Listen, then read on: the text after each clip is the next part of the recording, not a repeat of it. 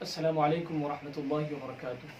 نحمده ونصلي ونسلم على رسوله الكريم اما بعد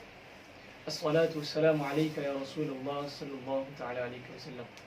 ناظرین، آپ کی خدمت میں آپ کا یہ خادم حاضر ہے۔ درس قرآن کیا کہتا ہے ایپیسوڈ 11 میں آپ کا خیر مقدم ہے۔ گزشتہ پارے میں آپ نے بہت ساری باتیں سماعت کی تھی۔ آج جو ہے 11ویں پارے میں کچھ ایک باتیں آپ کی خدمت میں پیش کی جائیں گی کہ اللہ تعالیٰ نے جو ہے پیشگی اپنے نبی کو اس بات کی اطلاع دی کہ جب آپ مدینے میں پہنچیں گے تو بغیر کسی عذر کے جہاد سے پیچھے رہ جانے والے منافقین آپ کی خدمت میں آپ کے سامنے جو ہے جھوٹی قسمیں کھا کر اپنے عذر پیش کریں گے۔ تو اللہ تعالیٰ نے فرمایا محبوب آپ ان سے فرما دیں کہ اب بہانے بنانے کی ضرورت نہیں ہے۔ اللہ نے ہمیں تمہارے حالات سے مطلع کر دیا اور آئندہ بھی اللہ رسول تمہاری حرکتوں پر نظر رکھیں گے۔ پھر تم اس کی ذات کی طرف لوٹائے جاؤ گے جو حاضر اور غائب سب کا جاننے والا ہے، تو وہ تمہیں تمہارے اعمال کی اصلیت سے آگاہ فرمائے گا۔ پھر اس کے بعد جو مزید آیتوں میں بیان فرمایا گیا کہ دیہاتی عربی لوگ جو حضور کی بارگاہ میں آتے تھے ان کی دو قسمیں تھیں۔ ایک یہ کہ وہ اللہ کی راہ میں خرچ کرنے کو تاوان اور جرمانہ سمجھتے تھے اور مسلمانوں پر برے دن کے آنے کا انتظار کیا کرتے تھے۔ دوسرے وہ لوگ ہیں جو اللہ اور اس کے رسول پر مال خرچ کرنے کو یا راہ خدا میں مال خرچ کرنے کو اللہ اور اس کے رسول کے نیک دعاؤں کے وصول کا ذریعہ سمجھتے تھے۔ پھر اگلی آیت میں بیان فرمایا گیا کہ مہاجر و انصار صحابہ کی تحسین بیان کی گئی جنہوں نے اول جو ہے اسلام قبول کرنے میں لوگوں سے سبقت اختیار کی اور مال و جان سے اس دین کا بھرپور جو ہے وہ ساتھ دیا۔ مہاجر جو مکے سے ہجرت کر کے مدینے تشریف لائے اور انصار جو ہے جو مدینے میں رہ کر مہاجرین صحابہ کا جو دل و جان سے ان کا تعاون کیا اور ان کے ساتھ رہے اور قبول اسلام کر کے جو ہے اسلام کا پوری طریقے سے ساتھ دیا۔ پھر اس کے بعد بیان فرمایا گیا کہ آج کے جو روشن خیال دانشور مفکر اپنے آپ کو بڑے ذہین و فہیم اور سلف و صالحین سے اپنے آپ کو آگے سمجھتے ہیں، وہ دراصل جو ہے وہ کمتر لوگ ہیں اور ان کی عقلیں جو ہے اس تک نہیں پہنچ سکتی جتنا جو ان کی رسائی موجود ہے۔ پھر اس کے بعد جو ہے ان کی پیروی کے بجائے قرآن پاک نے کہا کہ اپنی آراء اور اپنے نئے اجتہاد اور اپنے طریقے سے جو چیزیں پیش کرتے ہیں ان تمام چیزوں سے اپنے آپ کو باز رکھیں، بلکہ سلف و صالحین کے طریقے پر چلیں، اسی میں ان کے لیے عافیت ہے۔ پھر اس کے بعد اگلی آیتوں میں فرمایا گیا کہ جو غزوہ تبوک میں بغیر کسی عذر شرعی کے شرکت سے محروم رہے لیکن انہیں اپنی محرومی پر جو ہے وہ شدت سے احساس ندامت تھا۔ ان میں سے ایک گروہ نے تاجدار دو عالم صلی اللہ علیہ وسلم سے کی واپسی مدینہ واپسی سے قبل ہی جو ہے انہوں نے خود کو جو ہے وہ سزا دے رکھی تھی اور مسجد نبوی کے ستونوں سے اپنے آپ کو باندھ دیا تھا۔ زمانۂ رسالت سے انہیں بشارت ملی کہ اللہ تعالیٰ نے ان کے گناہوں کی معافی کا اعلان فرما دیا ہے۔ پھر اس کے بعد جو ہے مزید فرمایا گیا کہ دوسرا گروہ وہ تھا جنہوں نے مسجد زرار کو بنایا۔ پھر اس کے بعد جو ہے وہ قبا کے مخلص صحابہ نے جو ہے وہ مسجد بنا کر اللہ کی عبادت اور اعمال خیر کی طرح جو ہے وہ انہوں نے مسجد قبا کے ذریعے سے جو اسلام کی ترویج و اشاعت کیا اور پھر اس کے بعد جو ہے وہاں پر نمازیں قائم کی گئی، لیکن کافروں نے ان کے مقابلے میں فتنہ و فساد برپا کرنے کے لیے ایک مرکز بنایا، ایک سینٹر بنایا انہوں نے جو ہے جسے جو ہے مسجد زرار کا نام دیا۔ پھر اس کے بعد جو ہے فرمایا گیا کہ وہ چاہتے تھے کہ حضور علیہ السلام سے جو ہے اس مسجد کی تعمیر کروائے اور ساتھ ہی ساتھ اس مسجد کا افتتاح جو ہے حضور کے ذریعے سے کروائے۔ جب جو ہے یہ بات حضور علیہ السلام کو اللہ تبارک تعالیٰ کے پاس سے اللہ تبارک تعالیٰ نے وحی نازل فرمائی، اللہ تبارک تعالیٰ نے جب منع فرما دیا کہ محبوب اس مسجد میں جو ہے وہ ہرگز جو ہے وہ تم نماز نہ قائم فرمانا اور وہاں نہ جانا، اس نے یہ مسجد جو ہے مسلمانوں کو ضرر پہنچانے اور کفر پھیلانے اور اہل اسلام کے درمیان میں نفاق پھیلانے کے لیے یہ مسجد بنائی گئی ہے اور یہ اللہ اور اس کے رسول کے جنگ کرنے والوں کے لیے سازشوں کا مرکز ہے۔ تو ہونا کیا تھا کہ حضور علیہ السلام نے جو ہے وہ بعض صحابہ کرام کو بھیجا اور مسجد کو آگ جلانے کا حکم دیا اور اسے جو ہے وہ زمین کے برابر کر دیا گیا۔ پھر اس کے بعد جو ہے وہ مزید بیان فرمایا گیا کہ مسجد قباء اور اس میں جمع ہونے والے مخلصین صحابہ کرام کی ان آیتوں کے ذریعے سے تعریف بھی بیان فرمائی گئی، ان کی ظاہری اور باطنی طہارت کے جذبے کو سراہا گیا اور پھر فرمایا گیا کہ اہل ایمان کے 9 اوصاف ایسے ہیں جو اہل ایمان کو پیدا کرنا چاہیے۔ قرآن پاک نے ان 9 اوصاف کا تذکرہ فرمایا گیا کہ اہل ایمان ہمیشہ توبہ کرنے والے ہوتے ہیں، عبادت کرنے والے ہوتے ہیں، حمد کرنے والے ہوتے ہیں اور روزہ رکھنے والے، رکوع کرنے والے، سجدہ کرنے والے ہوتے ہیں، نیک کاموں کا حکم دینے والے ہوتے ہیں، بری باتوں سے لوگوں کو منع کرنے والے ہوتے ہیں اور اللہ کی حدود کی حفاظت کرنے والے ہوا کرتے ہیں۔ پھر اس کے بعد جو ہے فرمایا گیا کہ اب اگلی آیت میں بیان فرمایا گیا کہ اللہ تبارک تعالیٰ جو ہے وہ بندہ جو ہے کلمہ پڑھ کر بندہ مومن اللہ تبارک تعالیٰ سے ایک عہد کرتا ہے، اور اس کے بعد اس عہد کی بنیاد پر وہ اپنا جان مال عزت آبرو اور تمام چیزیں اللہ کے حوالے کر دیتا ہے، اور اللہ تبارک تعالیٰ اس کے بدلے میں اس سے جنت کا وعدہ فرماتا ہے۔ پھر اس کے بعد مزید اگلی آیتوں میں بیان فرمایا گیا کہ اللہ کا جو وعدہ ہے جنت دینے کا، یہ ادھار ہے، تم عمل صالح کرو، اچھے کام کرو، اللہ تبارک تعالیٰ تمہیں وعدے کے مطابق عطا فرمائے گا۔ پھر اس کے بعد جو ہے وہ صحابہ کرام نے جو ہے اللہ کے نام پر بیعت لی تھی، کس کے ہاتھ پر؟ رسول اللہ کے ہاتھ پر بیعت لی تھی۔ دراصل قرآن پاک نے اس بیعت کو فرمایا کہ وہ بیعت جو رسول اللہ کے ہاتھ پہ لیا گیا ہے، دراصل وہ بیعت اللہ سے تھی، وہ ہاتھ آپ کا تھا مگر بیعت اللہ کی تھی۔ پھر اس کے بعد جو غزوہ تبوک سے بغیر کسی عذر، غزوہ تبوک میں بغیر کسی عذر کے پیچھے رہ جانے والے لوگ جو تھے، وہ ان کے تعلق سے بیان فرمایا گیا کہ وہ غزوہ تبوک سے بغیر کسی عذر کے پیچھے رہ گئے تھے، اس میں جو ہے وہ کعب بن مالک، ہلال بن امیہ، مرارہ بن ربیعہ، ان لوگوں نے منافقین کی طرح جھوٹی بیان بازی نہیں کی بلکہ بارہ رسالت میں اپنی غلطی کا اعتراف کیا، اور پھر اس کے بعد بیان فرمایا کہ یہ چاہتے تھے کہ ان کو جو بھی سزا ملنی ہو مل جائے، اور ان کے ساتھ جو بھی معاملات ہو جائے، مگر ہمارے معاملہ کا تصفیہ ہو جائے تاکہ ہم جو ہے وہ ہمیں اپنی غلطیوں کا احساس ہے۔ پھر یہ صحابہ کرام جو ہے ہوا یہ کہ رسول اللہ نے ان کا صحابہ کرام سے فرما دیا کہ ان کا سماجی بائیکاٹ کیا جائے، اور 40 روز تک صحابہ کرام جو ہے ان سے ملے جلے نہ، ان سے قطع تعلق کریں اور معاشرے سے انہیں الگ کر دیں۔ پھر اس کے بعد جو ہے ان کا حال یہ تھا کہ ان کے اہل خانہ کے سوا ان سے کوئی بھی ملاقات تک نہیں کرتا، بات چیت نہیں کرتا، یہ بڑے افسردہ اور غمزدہ رہا کرتے تھے۔ پھر اس کے بعد جو ہے یہاں تک کہ حکم ہوا کہ 40ویں روز کے لیے اپنی بیویوں سے بھی جو ہے دور رہیں، اپنے گھر والیوں سے بھی دور رہیں۔ پھر اس کے بعد جو ہے بالآخر 50 دن کے بائیکاٹ کے بعد اللہ تبارک تعالیٰ نے ان تینوں صحابہ کرام کی دعاؤں کی قبولیت کا اعلان فرمایا۔ پھر اس کے بعد جو ہے ان کے عذر کو قبول فرمایا، ان کی توبہ کے قبول فرمانے کا اعلان فرمایا۔ اس سے پھر جو ہے جہاد فی سبیل اللہ کی عظمت اور پیچھے رہ جانے والے صحابہ کرام کی مخلص توبہ اور سچی توبہ کی اہمیت کا بھی اندازہ ہوتا ہے۔ پھر اس کے بعد جو ہے اگلی آیت میں بیان فرمایا گیا کہ اسی غزوہ تبوک کے موقع پر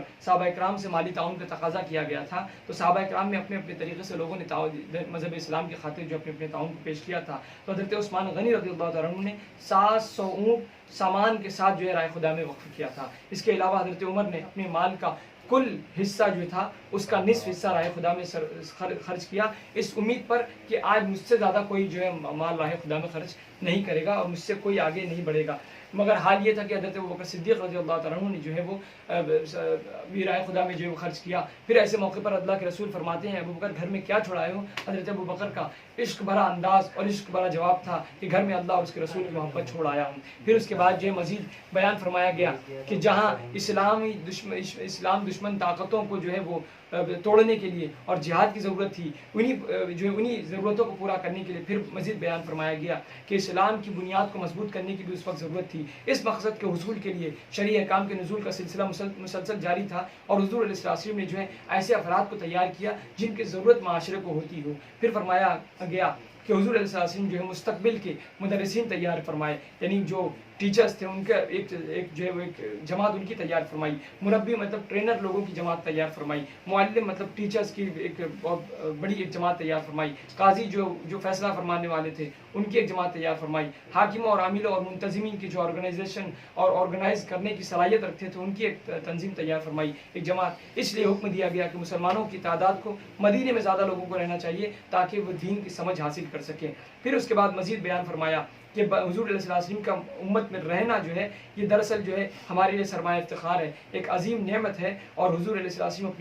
اپنی محبت سے جو ہے وہ اپنی امت سے اتنی محبت فرمایا کرتے ہیں، اور پھر حال یہ ہے کہ حضور جو ہے امت کی خاطر جو ہے کوئی بھی جو ہے پریشانی، امت کی خاطر جو ہے ہر خیر اور بھلائی کا جو ہے وہ کی چاہت رکھتے ہیں، اور امت کے حوالے سے چھوٹی سی بھی تکلیف حضور کو گراں گزرتی ہے، خاص طور پر باعمل اور مخلص اہل ایمان کے حق میں تو حضور بہت ہی مہربان اور شفیق ہے۔ اس کے باوجود اب ہمیں بتایا گیا کہ اگر ہم ایسے وقت میں بھی حضور علیہ السلام سے سچی پکی محبت نہ کریں اور ان کے نقش قدم پر نہ چلیں تو ہمارے لیے محرومی کی بات ہے۔ پھر سورہ یونس کا آغاز ہوتا ہے، پھر اس میں جو ہے وہ قرآن پاک کے تعلق سے بیان فرمایا گیا کہ یہود و نصارہ اور مشرکین مکہ اپنی گندی ذہنیت کو یہاں پر اپنی گندی ذہنیت اور اپنے گندے اعتراضات کو یہاں پر پیش کرتے ہیں کہ یہ وہ محض اس لیے قرآن پاک کو اللہ کا کلام اور قرآن پاک کو تسلیم نہیں کرتے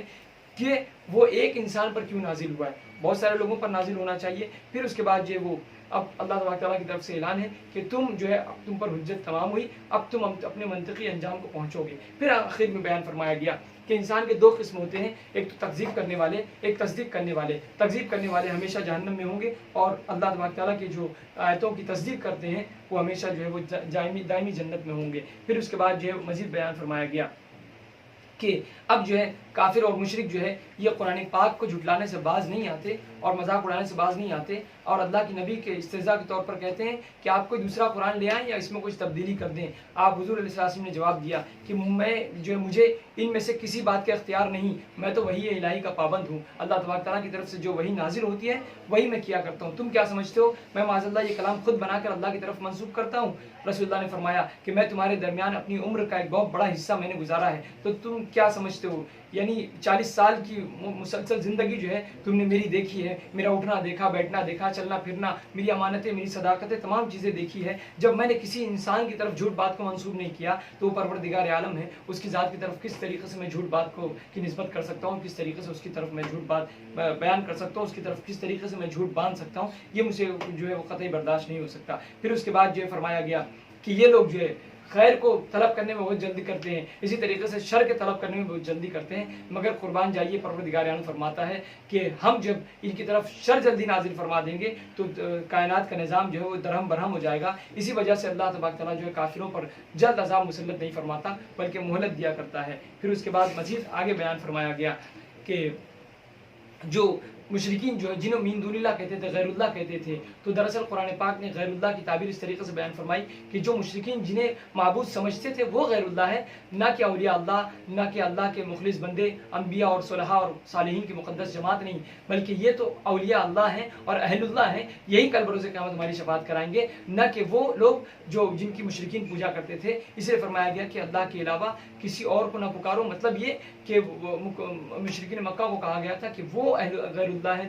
دون اللہ ہیں جنہیں مشرکین پوجتے تھے، نہ کہ وہ جو اللہ کے بندے ہیں، جو اللہ کے مخلص بندے ہیں، صحابہ، انبیاء، اولیاء، صالحین، شہداء، یہ سب تو اہل اللہ ہیں، اولیاء اللہ ہیں، ان سے مانگا جا سکتا ہے، اور یہ اللہ کے ہاں ہمارے حق میں جو اللہ کے ہاں شفاعت کرائیں گے کل بروز قیامت۔ پھر اس کے بعد مزید بیان فرمایا گیا کہ قرآن پاک جو ہے ایک عظیم کتاب ہے جو دلوں کی بیماریوں کے لیے شفا ہے، مومن کے لیے ہدایت اور رحمت ہے۔ پھر اس کے بعد بیان فرمایا کہ مزید بیان فرمایا گیا کہ فرعون حضرت موسیٰ علیہ السلام کا اور حضرت ہارون اور فرعون کا قصہ اس میں بیان فرمایا گیا کہ کس طریقے سے ان لوگوں نے اللہ کی آیتوں کا انکار کیا اور حق کے آنے کے بعد حق سے روگردانی کی۔ پھر فرمایا گیا کہ فرعون نے جب ہم نے فرعون کو عذاب میں مبتلا کر دیا تو پھر اس کے بعد اس کے جسم کو بچا لیں گے تاکہ بعد میں آنے والوں کے لیے جو ہے وہ فرعون اور فرعون کی لاش جو ہے نشان عبرت ہو۔ اور آج بھی دنیا گواہ ہے کہ وہ مصر میں جو ہے فرعون کی جو لاش ہے اسے حنوط شدہ ناش آج بھی اس کی موجود ہے، ممی کے اندر، پیرامڈ کے اندر موجود ہے، لوگ دیکھنے کے لیے جاتے ہیں اور اس سے عبرت حاصل کرتے ہیں۔ اسی لیے اس بات کا اندازہ لگایا جا سکتا ہے قرآن پاک کی اس آیت سے کہ انسان کو دنیا میں اور اقتدار کے نشے میں جو ہے بالکل اندھے ہو کر اپنے انجام اور آخرت کو فراموش نہیں کرنا چاہیے، کیونکہ اللہ کی پکڑ بے انتہا سخت ہوا کرتی ہے۔ پھر سورہ یونس کے اندر جو ہے وہ آخری آیات میں یہ بیان ہوا کہ سرکش قوموں میں سے صرف قوم یونس علیہ السلام جو ہے ایک ایسی قوم تھی جو عذاب الہی کے آنے سے پہلے توبہ کی اور ایمان لے آئی۔ ان کی توبہ کا حال یہ ہے کہ اللہ تبارک تعالیٰ نے جیسے ہی انہوں نے توبہ کی، اللہ تبارک تعالیٰ نے ان کی توبہ کو قبول فرمایا۔ واقعہ یہ ہوا کہ حضرت یونس علیہ السلام اپنی قوم کو دعوت دین دیتے تھک چکے تھے، اس کے بعد انہوں نے اپنی قوم سے بیزاری کا اظہار کیا اور جو ہے وہ نکل پڑے، نینوا کی سرزمین چھوڑ کر چلے گئے۔ آگے جانے کے بعد جو وہ کشتی پر سوار ہوئے، کشتی کا فیصلہ یہ ہوا کشتی والوں کا کہ جو ہے اس میں کوئی اللہ کا جو ہے وہ کوئی روٹھا ہوا بندہ ہے، تو اس بنیاد پر جو ہے فیصلہ ہوا۔ فیصلہ ہونے کے بعد جو ہے آپ لہروں کے نظر کر دیے گئے، اور خدا کا کرنا یہ کہ ایک عظیم الشان مچھلی جو ہے آپ آئی اور آپ کو نگل لی اور اس کے ذریعے سے آپ کی حفاظت فرمائی۔ آخر میں کچھ دنوں کے بعد اس نے ساحل پر لا کر اگل دیا۔ یہاں پر جیسے ہی قوم والوں نے دیکھا کہ اللہ کے نبی ہم سے روٹ کر چلے گئے ہیں، ناراض ہو کر چلے گئے ہیں، تو قوم نے اپنا قبلہ بدل دیا اور توبہ کی طرف مائل ہوئے، اور تمام لوگوں نے، مرد، عورت، بچے، بوڑھے، سب کے سب صحرا میں نکل گئے اور انہوں نے آوازاری کی، توبہ استغفار شروع کر دیا اور سچے دل سے توبہ کی اور ایمان لایا، جس کی وجہ سے اللہ تبارک تعالیٰ سے ان کا عذاب ٹل گیا اور عذاب الہی آنے سے رہ گیا۔ پھر اس کے بعد فرمایا گیا کہ یہ تمام منافقین، مومنین اور موسیٰ اور حضرت موسیٰ اور فرعون اور یونس علیہ السلام اور ان کے قوم کے واقعات کو بیان کرنے کے بعد مشرکین کو تنبیہ کی گئی کہ اگر وہ شرک سے باز نہ آئے اور اپنی انا پر پڑے رہے تو قیامت کے دن سے پہلے ان پر عذاب الہی جو ہے وہ نازل ہو سکتا ہے۔ پھر اس کے بعد جو ہے مزید بیان فرمایا گیا کہ ایسی بہت ساری باتیں ہیں جو ہمارے لیے درس عبرت ہے۔ قوموں کے واقعات کو پڑھنے کے بعد ہمیں عبرت اور نصیحت حاصل کرنی چاہیے۔ اللہ تبارک و تعالیٰ ہمیشہ اہل حق کا ساتھ دینے، دین پر جمے رہنے اور قرآن پاک کی تعلیمات پر عمل پیرا ہونے کی ہم سب کو توفیق عطا فرمائے۔ دوران گفتگو جو بھی خطا ہوئی پروردگار مجھے معاف فرمائے۔ استغفر اللہ ربی من کل ذنب واتوب الیہ۔ السلام علیکم ورحمۃ اللہ وبرکاتہ۔